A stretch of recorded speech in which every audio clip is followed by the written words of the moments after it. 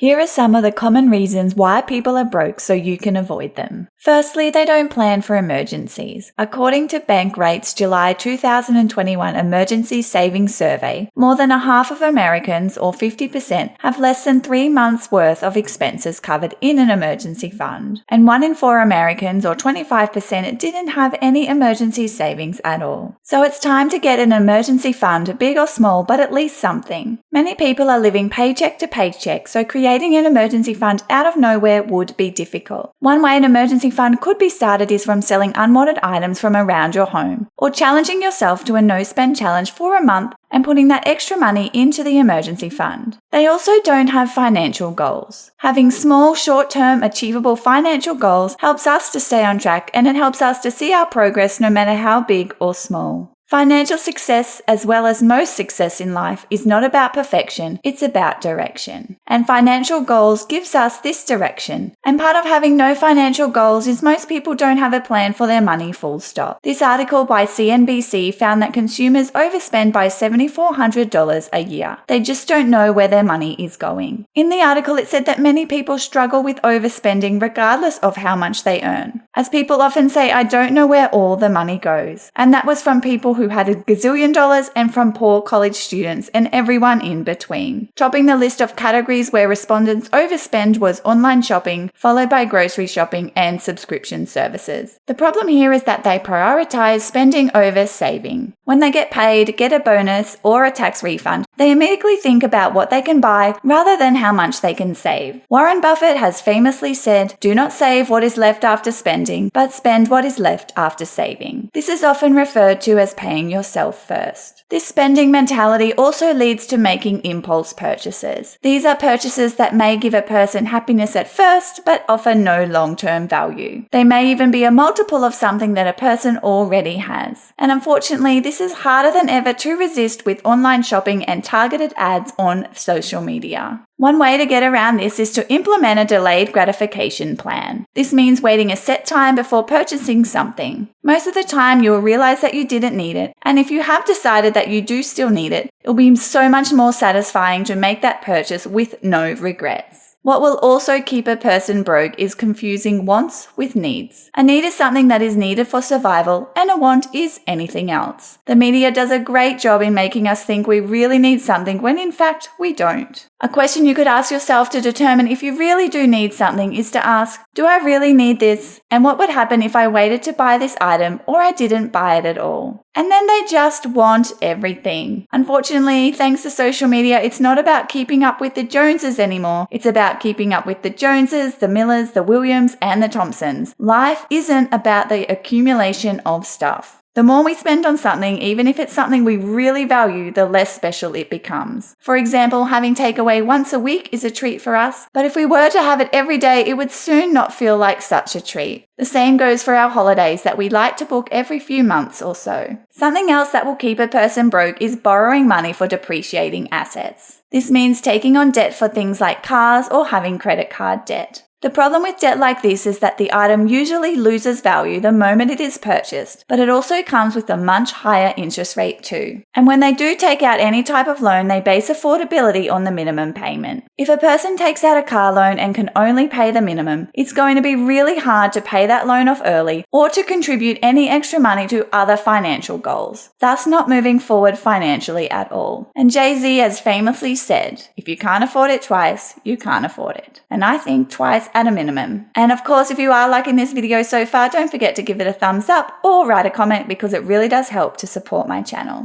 And then they ignore the big 3 expenses, which are housing, transport, and food costs. Evaluating and optimizing the biggest 3 expenses is where the biggest savings can be had. Think about negotiating a better mortgage interest rate, downsizing, paying out those car loans, and being more intentional when spending on food and eating out. And then also, they don't realize that small amounts add up. One subscription service for $14.95 a month doesn't seem like a lot, but if you have 6, that's $89.70 a month and $1,076 a year. And they often have a victim mentality. This is a tendency to blame external factors instead of focusing on internal or controllable factors. 2 common excuses seen are blaming parents or the education system for not teaching personal finance skills and lack of time. Yes, it's true that our parents influence our money habits, and the education system may not have taught the necessary personal finance skills needed to manage money effectively. But beyond that, there is no reason why a person can't make change and choose to educate themselves later in life. Morgan Housel has said in his book, The Psychology of Money, that doing well with money has little to do with how smart you are and a lot to do with how you behave. He says that ordinary folks with no financial education can be wealthy if they have a handful of behavioral skills that have nothing to do with formal measures of intelligence. Now let's get back to that not having enough time excuse. One way to find time is to reevaluate how much time you spend watching TV. Matt Lindemann wrote a great article about how much TV is really costing you. He says that if you watch 31.5